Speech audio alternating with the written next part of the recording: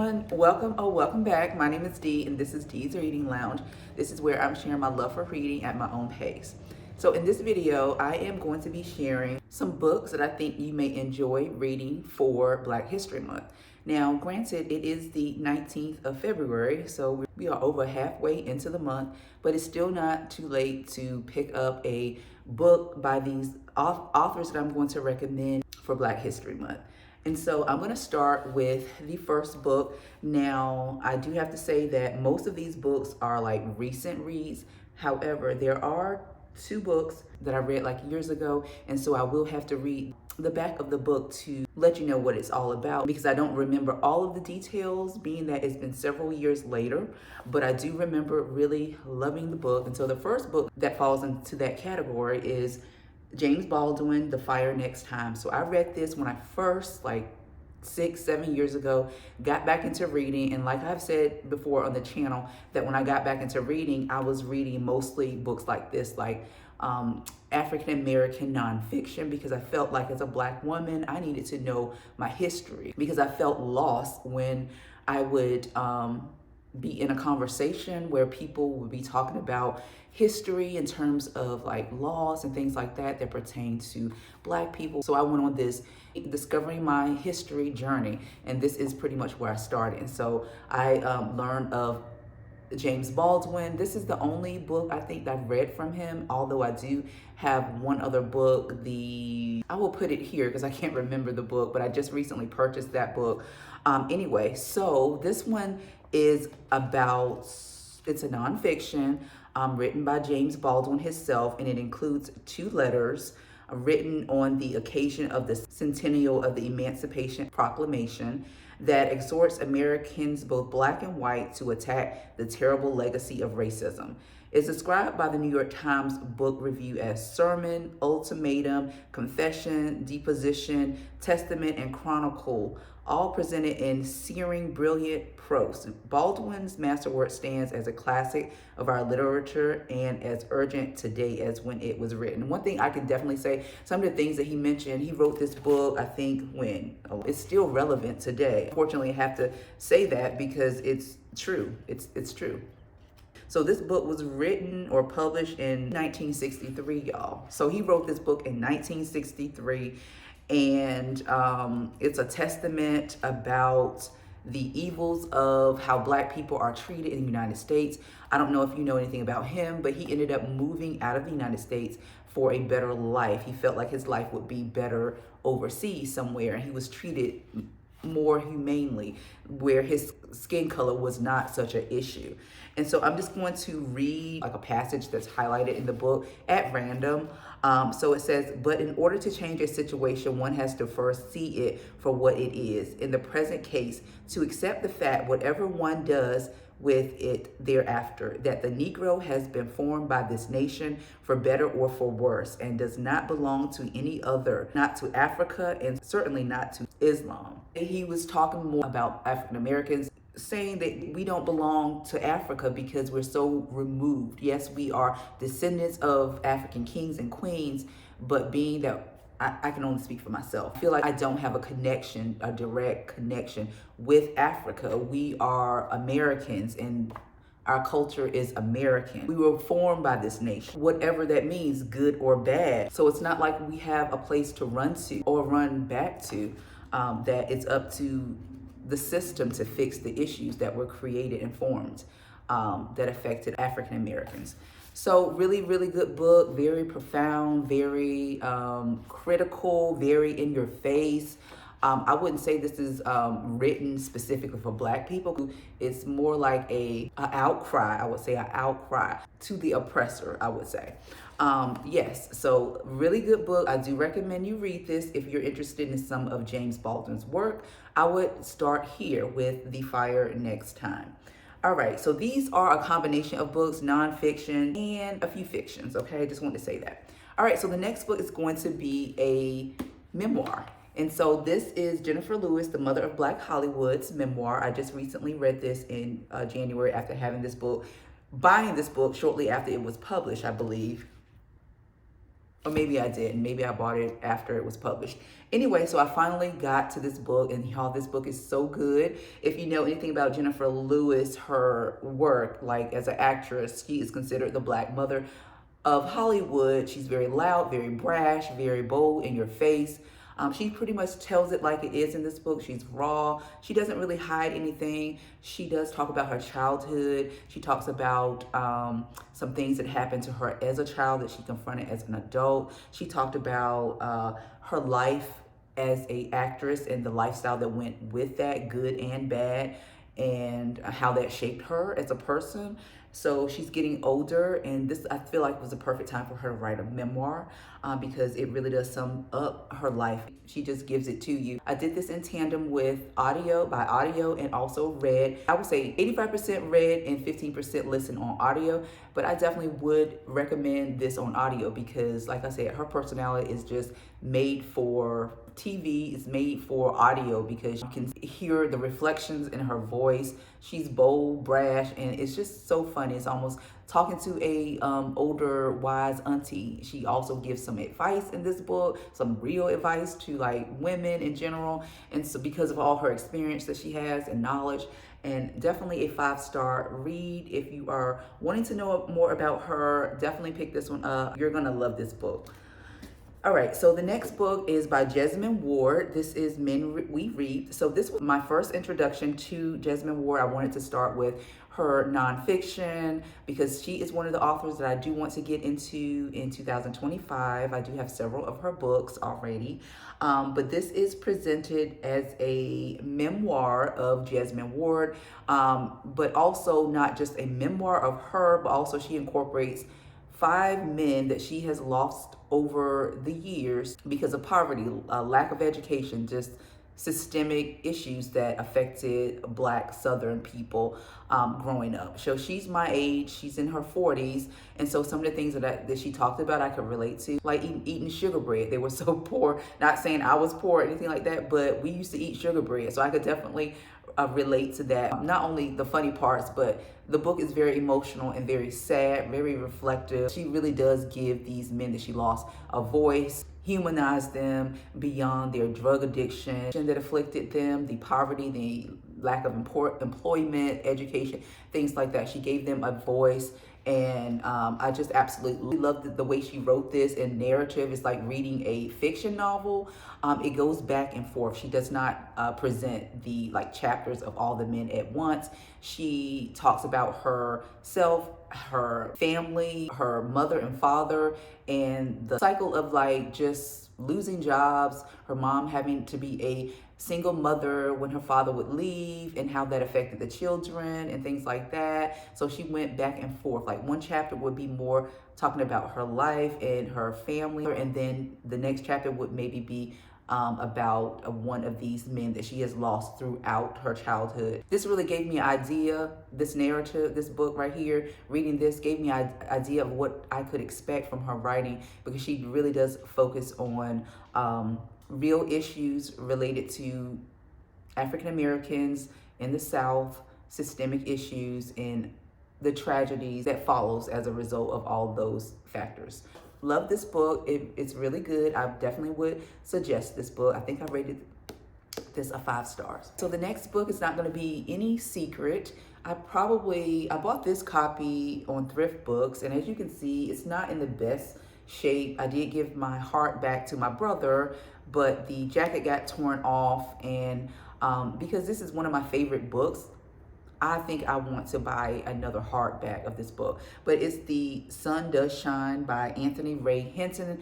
I've had this book. I bought it when it first came out. It's a nonfiction memoir of this man. His name is Anthony Hinton, who was 25, I believe, when he was sent to prison on death row for a crime that he did not commit. They had no evidence against him.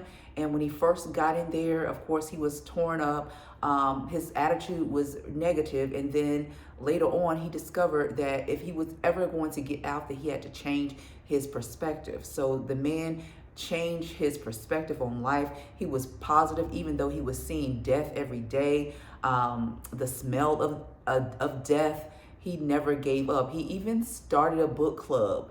in the prison. Now, these people, that were on death row with him may or may not have been guilty as well. You had to reckon with the system maybe killing innocent men. And what was very profound about this book is that on the back, based on statistics, this is statistics, facts, that based on the back, he listed all the names of people that were on death row.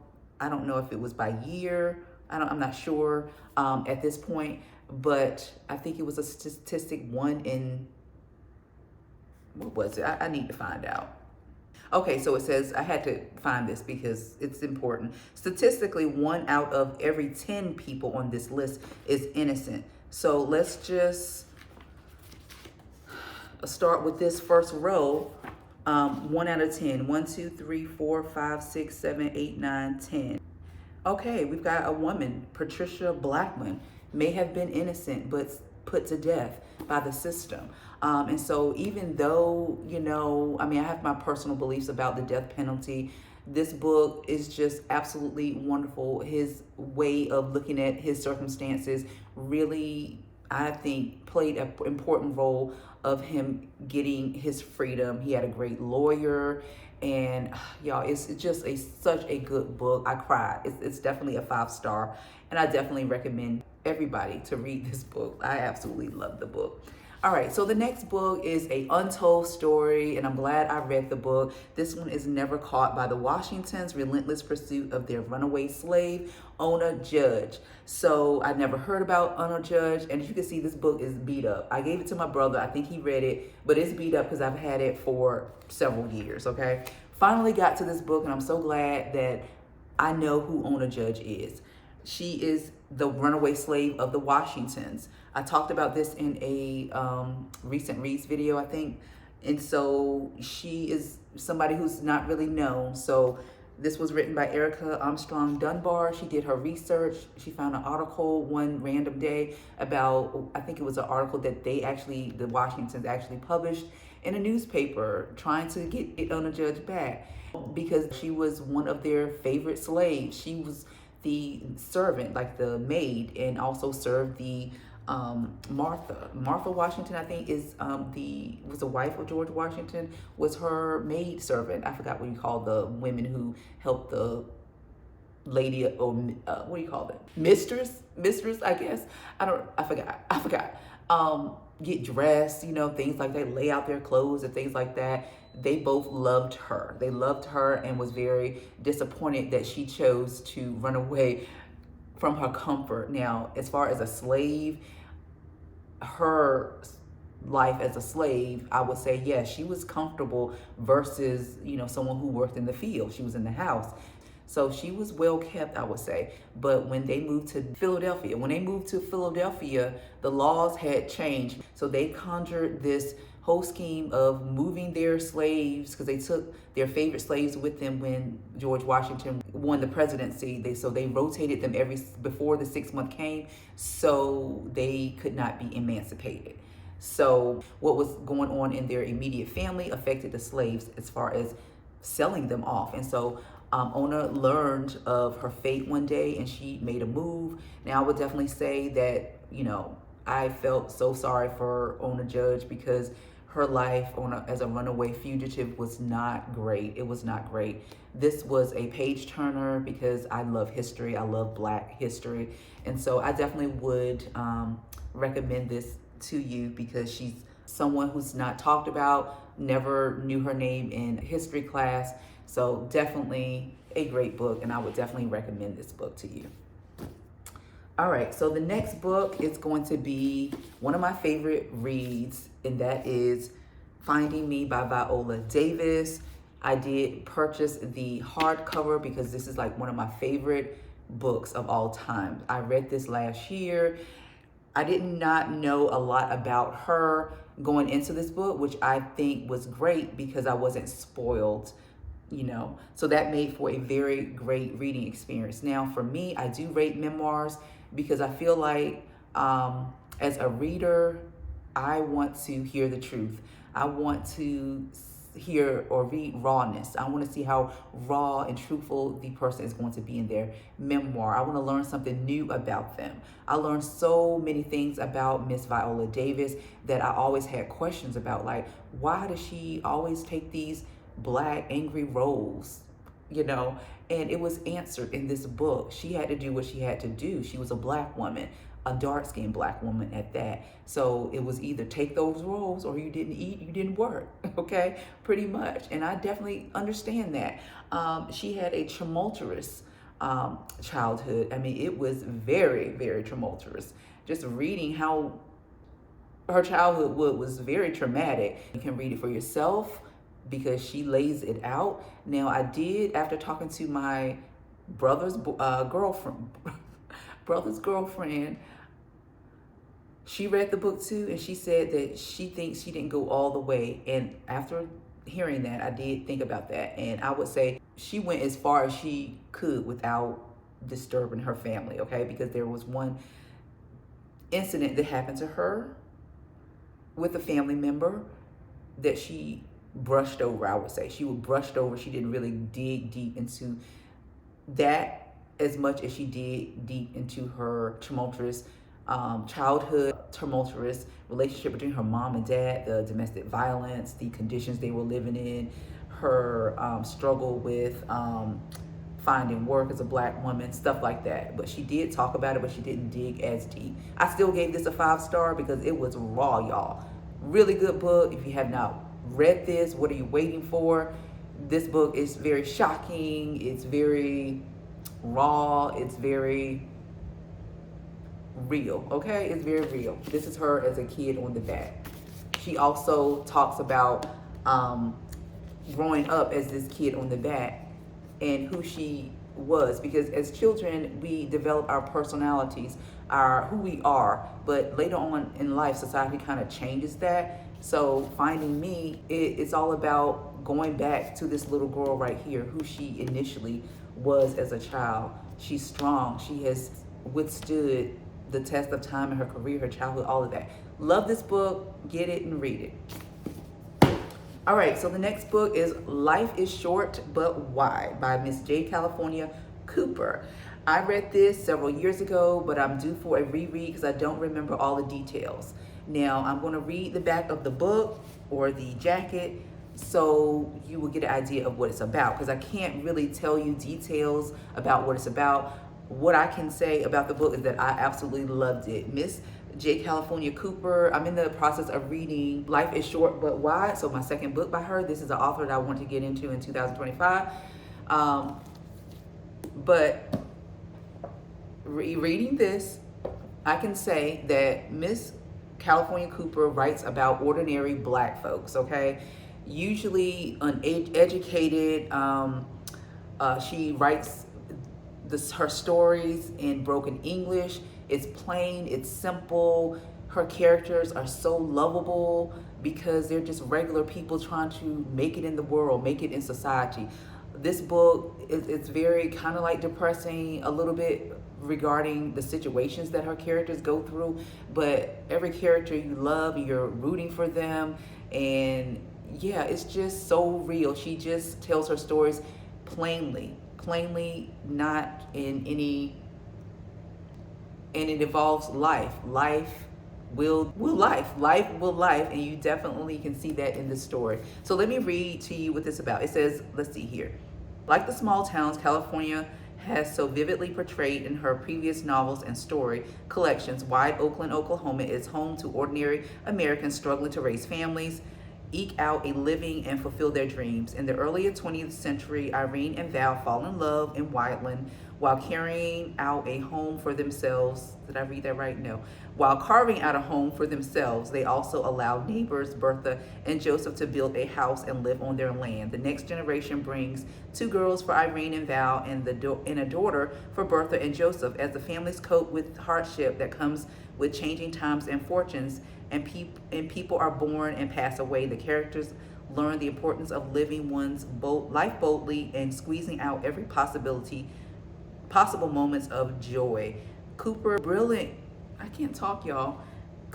brilliantly captures the cadence of the South and draws a picture of American life at once down to earth and home warming, as her wise narrator will tell you. Strange, sad, kind of beautiful life story. So even though it's strange and sad and depressing, it's still kind of beautiful because you just absolutely love these characters and you just hurt for what they're going through life. You got to read this book. It's so good. I'm going to read this soon because I loved it so much.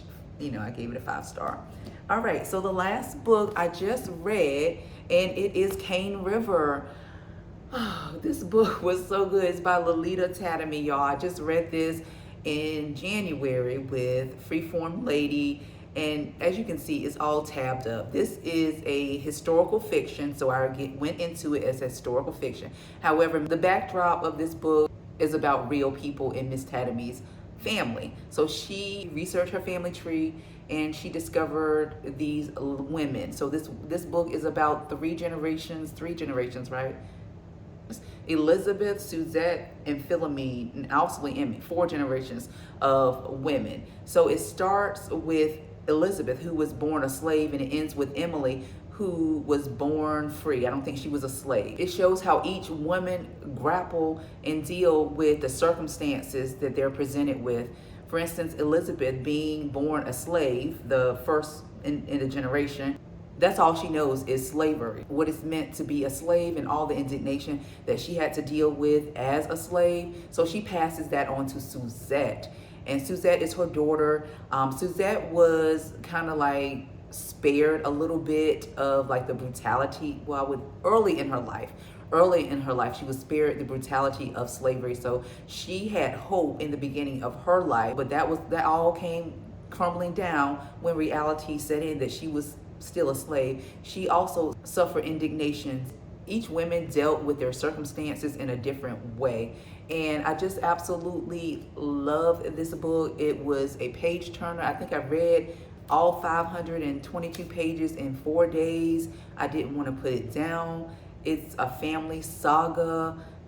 You know, it was just so good. I don't know what else to say about this book, but you've got to read this book. I loved it. I love this book. I think I rated this book a 4.5 just because I felt like Miss Tatamy should have left her family out of it because it was a little cringy knowing that she was writing and the pictures of real people are in this book. That made it a little cringy knowing that it was fictional. I don't know if I would have done my family like that, but you know, she decided to do that, and you know, that's what, you know, and I guess her family was fine with it, but it was a little kind of weird, a little weird, but it was such a good book. I love this book. I loved it. I rated it 4.5 stars.